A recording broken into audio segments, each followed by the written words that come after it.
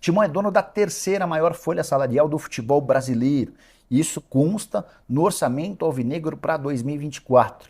Folha do Corinthians gira na casa de 21 milhões de reais, para ser bem preciso, 20 milhões e 900 mil. Só atrás do Flamengo, com uma folha acima de 35 milhões de reais, e do Palmeiras, que tem uma folha de mais ou menos 26 milhões de reais. Importante contar que a folha atual do Corinthians é inferior em apenas 1 milhão de reais na comparação com o time do ano passado que correu o risco de rebaixamento. Mas é bom dizer que esse time atual, com 21 milhões de reais de folha, fez muito feio no Campeonato Paulista, sendo eliminado num grupo que tinha 4 times. Eram 16 participantes do Paulista, 8 passaram para a fase de mata-mata e o Corinthians não conseguiu ficar entre os 8 finalistas. Só para lembrar, desses quase 21 milhões de reais de folha, 10 milhões e 700 mil são em carteira, 6 milhões e 400 mil são em direitos de imagem, o restante em encargos trabalhistas, férias e afins, somando 3 milhões e 800 mil reais. O Corinthians havia atrasado na gestão Augusto Melo 2 meses de direitos de imagem, que equivalem a mais de 13 milhões ou quase 13 milhões de reais. O Augusto, na quarta-feira da semana passada, fez a quitação às vésperas do jogo contra o São Bernardo. Coincidência ou não, o time jogou bem e despachou o Bernot e está na terceira fase da Copa do Brasil. Bora falar agora sobre Gabigol, mais um capítulo escrito e cada vez o Gabigol vai ficando mais longe do Flamengo.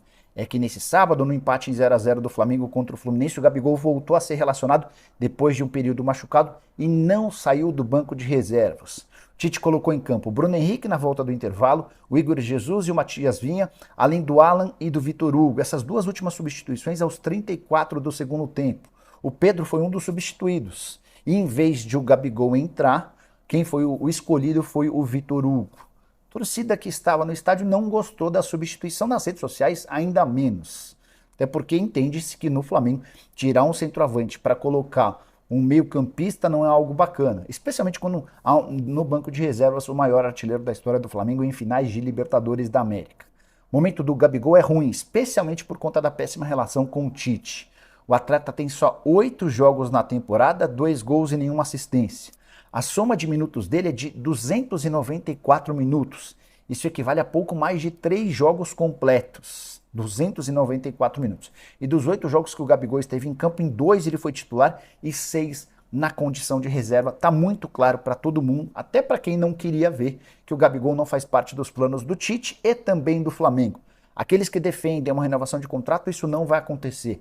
O Gabigol não vai aceitar ficar no Flamengo diante desse cenário e o Flamengo também não vai topar bancar os 3 milhões de reais mensais que haviam sido combinados no ano passado, que causou enorme estresse, inclusive. O cenário se desenha da seguinte maneira: a partir da metade do ano, o Gabigol vai poder assinar um pré-contrato e ele vai escolher as melhores propostas, ou a melhor proposta entre todas as ofertas. Haverá times do Brasil, assim como haverá times de fora. O fato de estar livre no mercado, podendo assinar sem grande custo, vai fazer o Gabigol se tornar peça interessante também para clubes europeus. No Brasil, o Corinthians, o Palmeiras e o Bahia são aqueles que analisam com mais atenção a história do Gabigol, mas não pretendem fazer grande alarde agora para que possam ter a chance de fechar com o Gabigol a partir de julho. Se curtiu o vídeo, não esquece de deixar like, de se inscrever no canal. Nos encontramos ao longo do dia com mais novidades. Abraço, tchau. Fala fiel, antes do vídeo se inscreva no canal SCCP Notícias para não perder nada. Corinthians faz 4 vezes mais gols na era Antônio Oliveira, veja a evolução. Timão embalou ofensivamente desde a chegada do treinador português, veja números e comparação com os principais adversários. Nenhum dos grandes clubes de São Paulo teve um desempenho tão eficiente no ataque nos últimos jogos como o Corinthians de Antônio Oliveira. Desde que o treinador português assumiu o comando, a equipe quadruplicou sua produção ofensiva, superando seus principais rivais no estado. Eles agora estão competindo na fase eliminatória do Paulistão, que começou neste fim de semana. O time do Corinthians marcou 16 gols em 8 jogos desde a chegada do novo treinador, resultando em uma média de 2 gols por partida. Anteriormente, com Mano Menezes e Thiago Kozłowski como treinadores, a equipe havia feito apenas 3 gols em 6 jogos, resultando em uma média de 0,5 gols por jogo. Fiel, esse foi o vídeo, se inscreva no canal, deixe seu like e ative o sininho. Vai Corinthians!